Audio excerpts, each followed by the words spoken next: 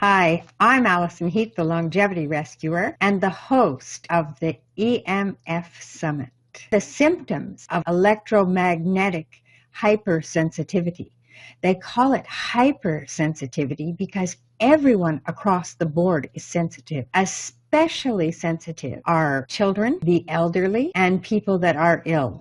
These are population groups that are the most sensitive of all, but everyone is sensitive. And they're predicting by 2017 that 50% of the population will be experiencing electromagnetic hypersensitivity symptoms.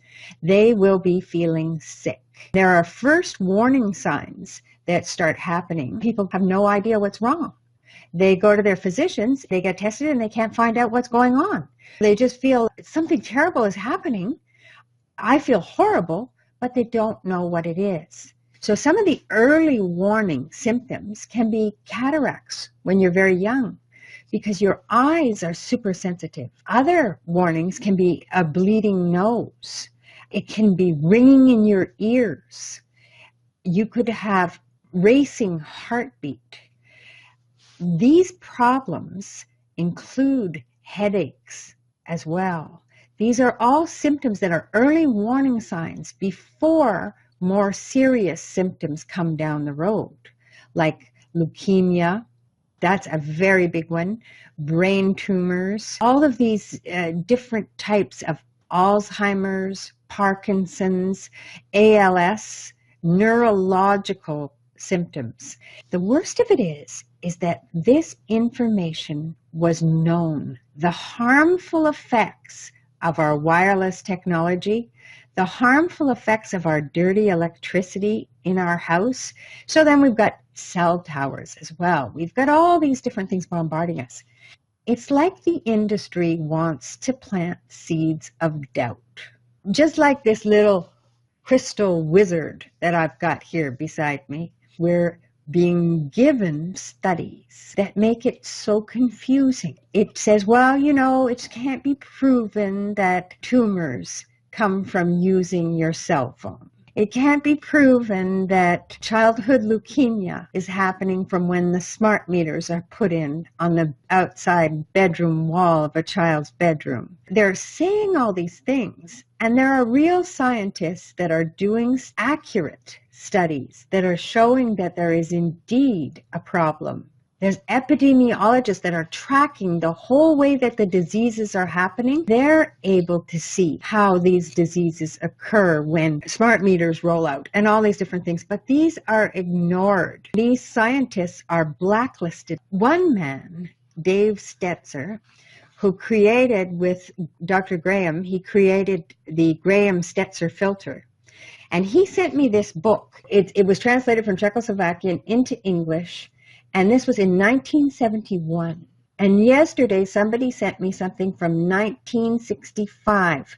Well, this document, this book, lists pages and pages of research studies that were done before the industry got involved in trying to plant seeds of doubt. They're talking about some of the things that people are experiencing that they knew. It was overall weakness, dizziness, their sleep is disturbed.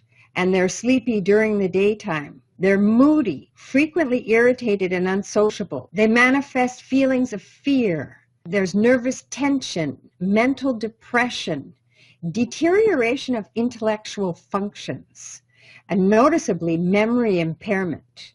And I noticed that myself. I couldn't remember my passwords. I couldn't remember how to use a bunch of computer programs. Breathing difficulties, pounding of the heart. I certainly had that, and many complain of difficulty with their sex life. And this is just from a single irradiation can cause a drop in the resistance of organisms. Then they have the effect on eyes, and they did all these experiments on animals. They had the effects on eyes in man, and they show how these cataracts are forming. They have the nervous system and how it is affected. So he just is listing tons and tons and tons of studies that have been done on this. And it's page after page, reproductive tissue, So it's saying here that besides the eyes and the nervous system, the genital organs are the most susceptible to RF fields. They noticed a decrease in fertility in people working in RF fields. They see that it has a change in the menstrual cycles of women. Women aren't able to get pregnant, and if they do, they have miscarriages. It has a whole section on the circulatory system. So how that's affecting the circulatory system. Changes in blood pictures. They're looking at your blood through a microscope. The blood is definitely changing when it's exposed to microwave radiation. They have effects on the other parts of the body as well. So other organs are also affected, and they've done many studies on that. They have biochemical changes that are happening, and the different reactions. They go on in great detail about this. They have effects also. They've done studies on other organisms. They've done studies on the invertebrates and how electromagnetic radiation affects invertebrates, on unicellular organisms, so amoebas and so on are affected. They do the effects on plants. They're looking at all of the type of biological effects that are happening.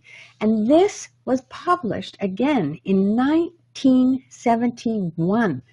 That's a long time ago. We have today people like Henry Lai who are discredited for their research, proving that there's DNA damage happening from cell phone radiation. We have people that are coming out of retirement, like Barry Trower, because he can't stand to see that we have Wi-Fi in schools, and we're subjecting these young children. They have thin skulls. They can't take this radiation. They're getting zapped. They're getting depression and so on. One of the schools where they cleaned up the electricity and they put in Graham-Stetzer filters, the teacher could plug in the filter and then she could pull it out.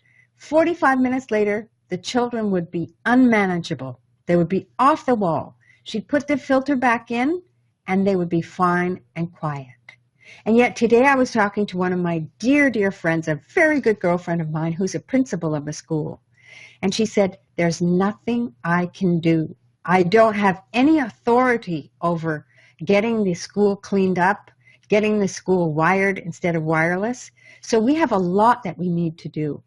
And I encourage you strongly to join me on the EMF Summit. Join me and find out more. Learn from these scientists.